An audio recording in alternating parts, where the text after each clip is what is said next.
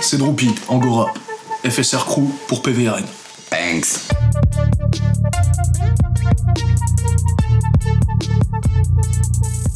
Bienvenue dans À Découvert, Psyki et le Droop pour l'interview. On va faire ça carré. Donc petite présentation mon cher. Donc on recheck. Le check Covid. Ouais, le check Covid. Moi c'est Droopy Angora, 25 balais, j'ai sorti mon premier projet Psychiatrie volume 1 le 25 décembre 2020. C'est lourd, allez checker ça sur SoundCloud, sur YouTube, sur Bandcamp et en téléchargement gratuit. J'envoie le lien à tout le monde, c'est sur Insta, c'était sur Facebook, j'y suis plus, bref. Alors ma première question, ce serait surtout pourquoi Droopy Angora ? Droopy c'est le surnom que je me traîne depuis toujours presque. C'est un peu ma personnalité, tu vois, la cool, un peu... Angora, on a la tignasse, tu vois. Je pense que les gens ils m'ont surnommé comme ça, tu vois, parce que je suis un peu... Ok, c'est plus tes potos qui... Voilà, c'est ça, et puis ça m'est resté, tu vois. Ok, d'accord. Il n'y a jamais de grandes histoires derrière des noms de rappeurs. Et donc tu disais Psychiatrie volume 1 qui est sorti décembre 2020. Est-ce que tu peux nous en parler globalement de ce projet-là ?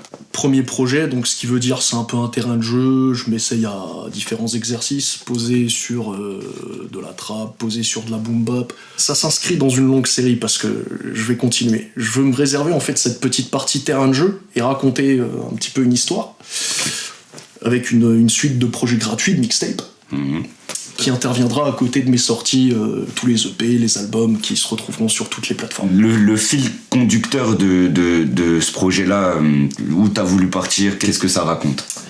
Le fil conducteur, ça parle un petit peu de mon rapport avec le monde, ça parle un petit peu de certains états d'âme, on va dire. Ok. Et ça donne aussi un petit peu un reflet de la société telle qu'elle est, comment je l'aperçois. Je vais exploiter ça un petit peu plus dans la suite, notamment. Il y aura notamment un projet... Je vais prendre du recul par rapport à tout ça, notre civilisation, notre manière de penser, nos émotions, nos travers.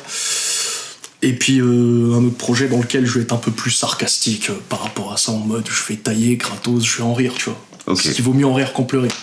Donc ça va être un peu la suite de tout ça. D'accord. C'était juste l'entrée, hein. Volume 1. Je vais sortir le volume 2 avant Tonton Kaba. Et donc pourquoi avoir sorti ce projet ? Ça te trottait depuis un bout de temps dans la tête ? T'avais quelque chose en particulier à ce moment-là, précisément, tu vois ? Je me suis toujours dit... il va falloir que je sorte un album, tu vois, c'est un média, en fait, pour le rappeur. L'album, c'est un format qui lui permet, en fait, c'est une carte de visite, tu vois. Le premier projet, généralement, c'est ça, tu vois. Et je me suis dit, ouais, il va falloir que je montre un peu ce que je sais faire. Ça faisait déjà une paire d'années, tu vois, que j'apprenais un peu les ficelles du métier, on va dire. Ça fait depuis 2018, quoi, en gros, que je me suis lancé. Je me suis dit, je vais publier. Je commençais par un petit freestyle qui s'intitule L'amour c'est de la merde.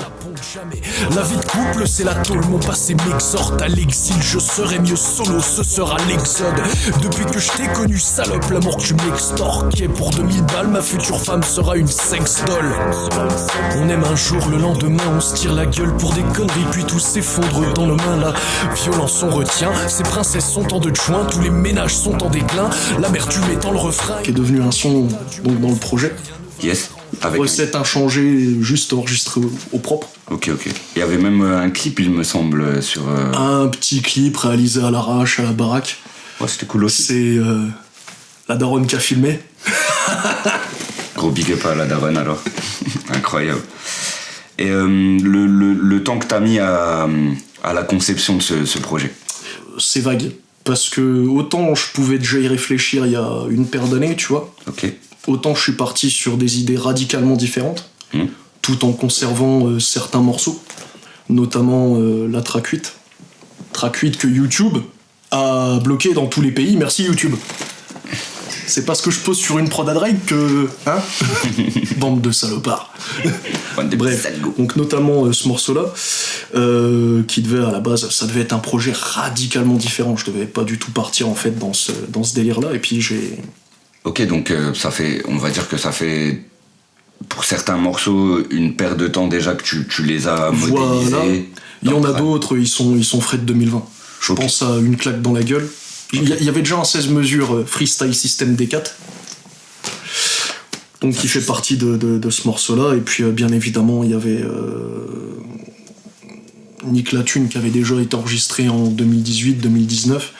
Je pense à la dernière track, 2020, même fin 2020, je dirais presque. Du coup, de tout le projet, quel est pour toi ton morceau préféré? Celui qui tient vraiment le plus à cœur, quoi. Celui qui me tient le plus à cœur. Question compliquée. Ah là, tu me mets un pied à genoux dans les guibolles, là, frérot. Celui qui me tient le plus à cœur. Je dirais bien évidemment Lambda CDM. Ok. Même si je peux plus me le voir, c'est compliqué, mais c'est un petit peu une pierre angulaire du projet. Ok. Il y en a quelques-unes dedans d'ailleurs. Celui-là, et j'hésite sur un... Peut-être Détempothorax. Ouais, il est violent celui-là. QB, Arboras, ça compte 3 triple pinceau. Je pèse dans le game de quintuple quinto. Le passé l'ana, le futur le kata. Toujours maléfique, je suis la pute le bâtard. Plus besoin de drogue depuis longtemps. Ok, très lourd. Des fois, quand je me réécoute le projet pour prendre un peu de recul par rapport à ça, savoir où est-ce que je veux aller après. Chaque fois qu'il pop, je suis là, je suis... Ouais, mais très très lourd. Même moi, je pense, pour avoir écouté tout le projet, je pense que, par exemple, la track 3, avec l'aspect de l'autotune en fond, tu vois, sur des bagues vachement plus aigus, il y a des morceaux comme ça où j'ai vachement plus accroché. Tout ceci est plus fort que moi. Y'a rien à faire, je dois me prendre la teutée. Errare humanum est. En live j'ai des phases à queuter. Pose les questions, je réponds d'à côté. En me foutant de ta gueule, ce soir t'as voulu pécho. Aucune nouvelle de la meuf. C'est vrai que Poto, il est... Ouais. Je l'ai mis justement en début de projet parce que c'est un morceau assez accrocheur. Il y a une certaine rythmique dedans qui fait que ça... Ouais, ça bounce bien, ouais. Voilà, c'est l'enjaillement, tu vois. Donc ça, généralement... Je sais pas, après, il y en a, ils structurent leurs albums différemment, mais ouais. je pense les tracks qui bougent un peu, c'est bon d'en caser en début de projet, tu vois. T'accroches l'auditeur, tu le prépares pour la suite, tu vois. Voilà, il y a une progression, en fait, sur l'album. Ouais, c'est ce que t'as bien fait, je trouve. Même les interludes, elles sont grave intéressantes, tu vois. Enfin, les fameuses. Ouais, les fameuses. J'ai trouvé vraiment qu'il y avait un bon délire à chaque fois. Je sais plus combien il y en a 5, 6... Ouais, à peu près quelque chose comme ça, ouais, 5... J'aurais pu te dire exactement, peut-être 5. 5 que je crois bien, et à chaque fois il y a un délire particulier, le camoulox, les trucs comme ça, tu vois, j'ai trouvé ça grave lourd. Le camoulox, le fameux camoulox. C'était très marrant. Et même sur le dernier, d'ailleurs il nous passe un petit big up sur le dernier, très fort. Franchement, allez checker, je pense que c'est la meilleure réponse. La petite histoire, ouais. Non, je me suis dit, ouais, c'était cocasse, quoi. T'as eu raison de l'utiliser comme ça, je trouve que c'est grave marrant. Ouais, parce que du coup, tu sais, y a que les vrais qui le savent, tu vois. Voilà, c'est ça. Et donc, ma prochaine question se portera sur pourquoi le 25 décembre précisément. Je me suis dit, déjà, c'est un vendredi. C'est souvent qu'on sort un album le vendredi. Exact. Ça monte dans les charts. Et puis je voulais, justement, parce que c'était un projet gratuit, je me suis dit, tiens, je vais leur faire un petit cadeau de Noël. D'ailleurs, dans la track 2, je la place, je vous souhaite un joyeux Noël. Je vais foutre un joyeux bordel. Une pochette réalisée par qui Par Anaïs. Okay. Grande force à Anaïs. Franchement, t'as géré ça. Ouais, elle s'est basée sur une idée que j'avais eue, enfin une idée, ça m'a apparu comme ça dans le petit boulot, tu vois. Parce que la pochette est très dark quand même. Hein. C'est très dark, je reconnais. c'est comme une, je dirais pas une prémonition par rapport à la suite du projet. Ok. Je vais pas arriver, en vrai, déjà les sabres laser ça existe pas. T'es un ouf, toi. Voilà, c'est seulement. Il y a une prod très exactement métal dans cet album. Je vous ai dit que ça allait être la merde. C'est la révolte mais c'est pas le coup de gueule. Je vous ai dit qu'ils allaient faire la fête. Je vous ai dit qu'on allait tous crever. Pourquoi avoir choisi cette prod métal? Pourquoi poser sur du métal? J'ai des racines musicales un petit peu métal.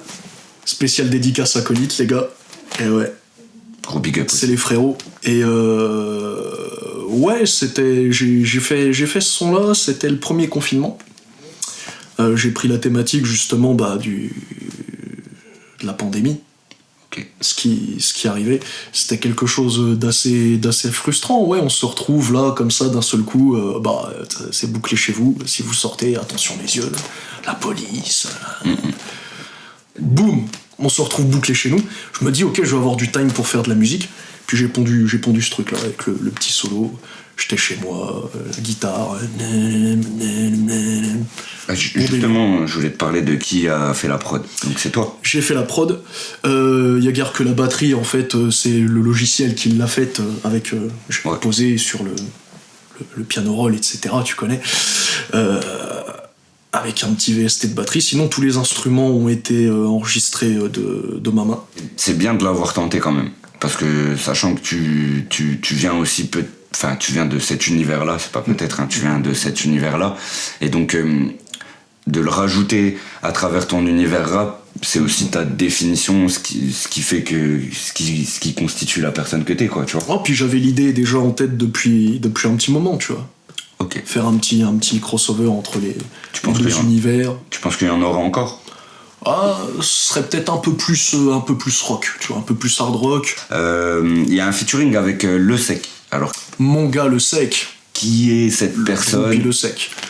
Ah, c'est un frérot, tu vois. Ok. Comme ça faisait un bail, on rappait ensemble. Ok. Souvent dans sa Gova, posé sur le parking du Clocheton. Lui, il revenait du casino. Moi, je zonnais comme ça. Oh, le Droop ! Vas-y, on se calme. Tranquille. Boum. Il lançait des instrumentales sur son autoradio. Et là-dedans, c'était pire que chez Fred de Sky, tu vois. Freestyle en balle, des impros et tout. Quoique je suis éclaté en impro, mais... Ouais, je suis refait de poser avec Le Sec parce que c'est un plaisir. On est là, on dit un peu nain, mais en même temps, on essaye d'être technique. Oui, puis ça se sent on kiffe justement ce rap un peu technique, ce rap un peu tiré par les cheveux au niveau des placements, les références, etc. Donc voilà, hein, j'ai noté album très sombre quand même, avec de l'actu, ça parle un peu de femmes, bon, peut-être pas dans le bon sens que les gens voudraient l'entendre, mais ça parle de femmes. Attention, parce que je ne vise pas toutes les femmes déjà.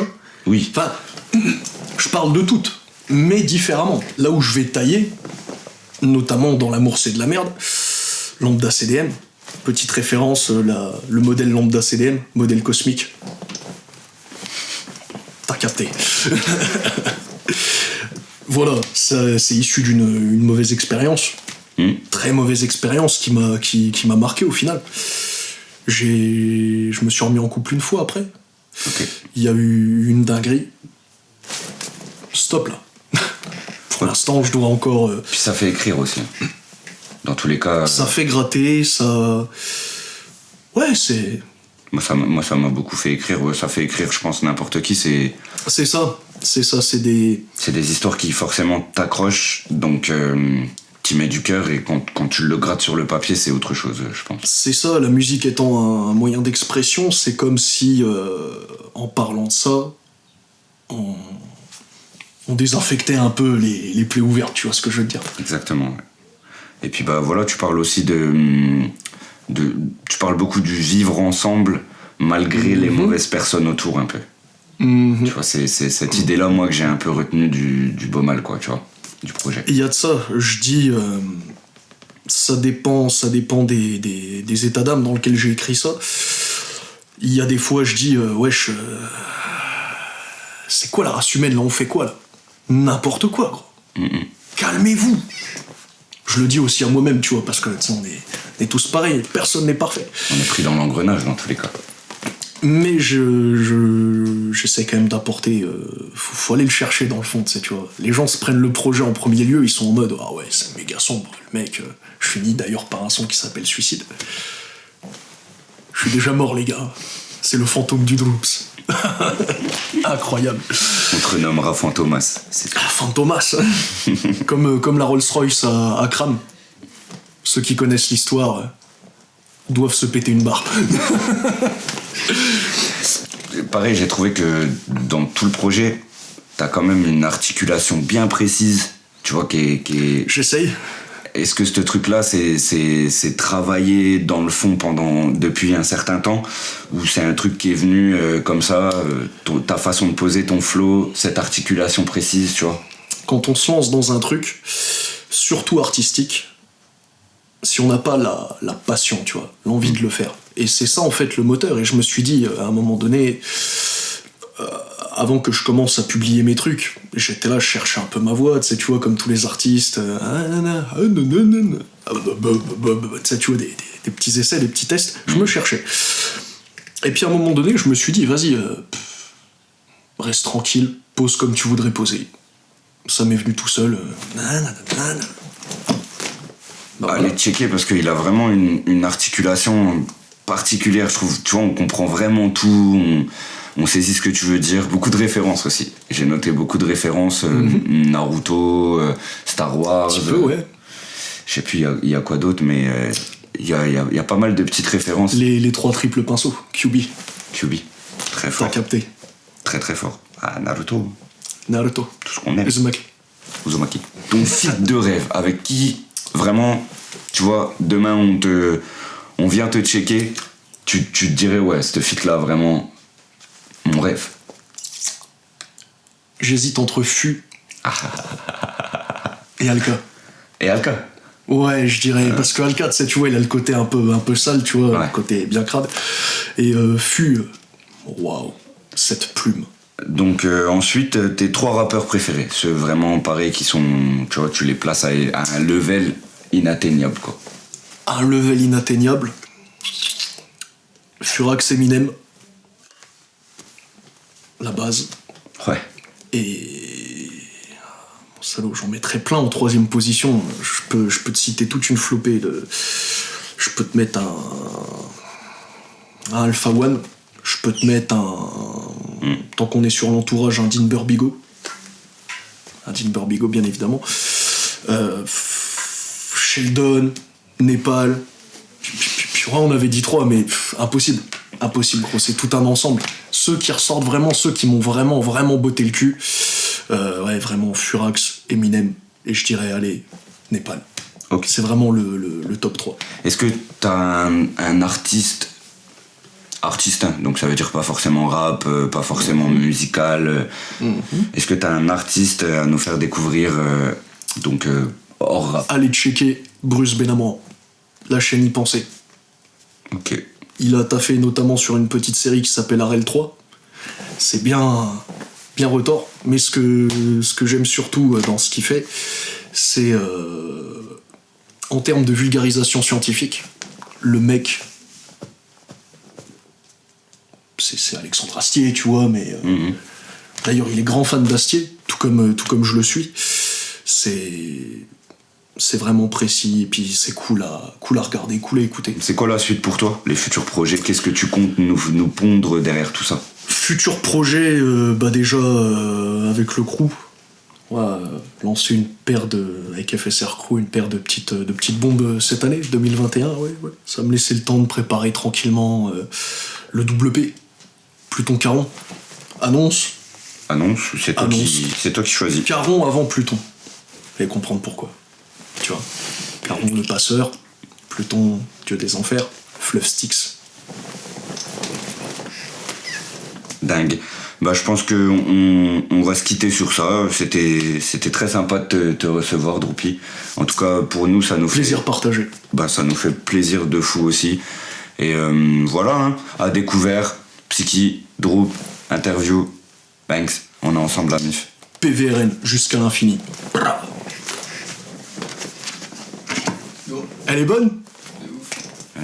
Putain, à chaque fois, les checks, le fist pump à l'américaine.